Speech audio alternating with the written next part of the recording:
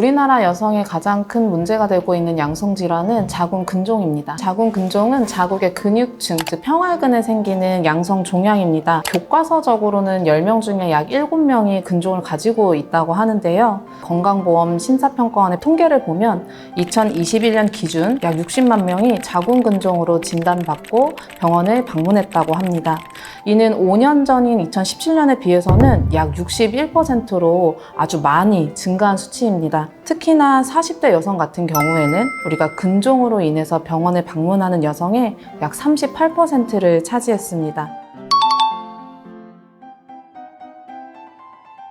사실상 명확히 원인이 오히려 밝혀진 것이 없습니다.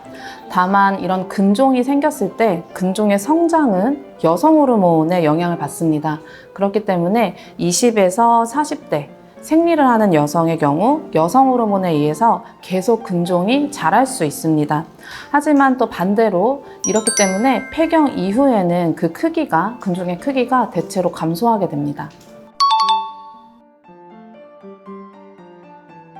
자궁근종의 대표적인 증상에는 월경량 과다, 월경통, 그리고 빈뇨 등의 압박 증상이 있습니다. 또 일부 여성의 경우에는 기존에 월경량 과다가 있어서 내가 다른 사람에 비해서 월경량이 과다한지 평가하기 어려운 분들이 있습니다. 이런 여성들은 어떤 빈혈 검사를 하게 되면은 이렇게 빈혈을 가지고 있는 경우가 많은데요. 별다른 원인이 없는 빈혈을 진단받은 여성의 경우에도 산부인과에 내원하여 근종 검사를 할 것을 권고드립니다. 두 번째로 월경통이 있는데 우리가 약으로 조절되지 않는 월경통이 반복적으로 있거나 혹은 골반에 어떤 눌리는 듯한 압박 증상이 있는 골반 통증이 있는 환자의 경우에도 산부인과에 내원하여 근종의 유무를 확인하는 것을 권고드리고 싶습니다.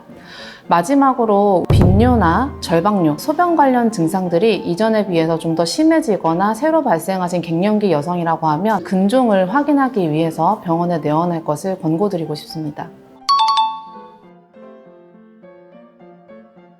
기본적으로 우리가 경질 초음파 검사를 합니다. 성경험이 있는 여성의 경우에는 질 쪽으로 접근해서 자궁의 어떤 큰 덩이나 이런 것들의 유무를 판별하여 근종의 유무를 확인하게 됩니다. 우리가 초음파상에서 어떤 덩이가 있어서 근종이 진단된 여성의 경우 그 근종이 약간의 육종의 소견이 보이거나 가입력을 보존하는 어떤 치료를 원하는 경우에는 추가적으로 MRI를 시행해 볼 수도 있습니다. 자궁근종 수술의 기본 원칙은 자궁적출수술입니다. 우리가 자궁적출수술은 크게 개복, 복강경, 로봇복강경으로 나뉠 수 있습니다. 하지만 자궁을 적출하는 것을 원치 않거나 혹은 임신을 위해서 자궁을 보존해야 되는 경우 근종적출술도 시행할 수 있습니다. 근종적출술 역시 개복, 복강경, 로봇복강경으로 나뉠 수 있고 특히나 다발성으로 근종이 있거나 혹은 추후에 임신을 원하는 경우에는 개복으로 근종적출술을 시행할 것을 권고드리고 있습니다. 많은 분들이 자궁적출술에 대해서 거부감을 가지는 것은 당연합니다.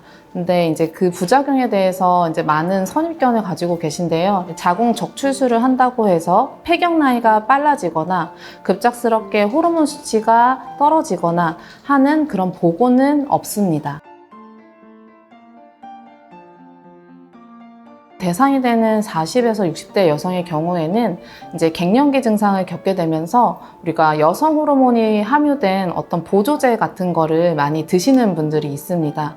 이런 여성 호르몬의 경우에는 말씀드린 대로 자궁 근종의 크기를 키우거나 혹은 증상을 악화시킬 수가 있기 때문에 이미 근종을 진단받은 환자이거나 특히나 다발성 근종의 환자인 경우에는 갱년기 증상이 있을 때 여성 호르몬 보조제를 드시는 것보다는 병원에 내원하셔서 같이 의사랑 상담하시고 적절한 약물을 드시는 것을 권고드리고 싶습니다.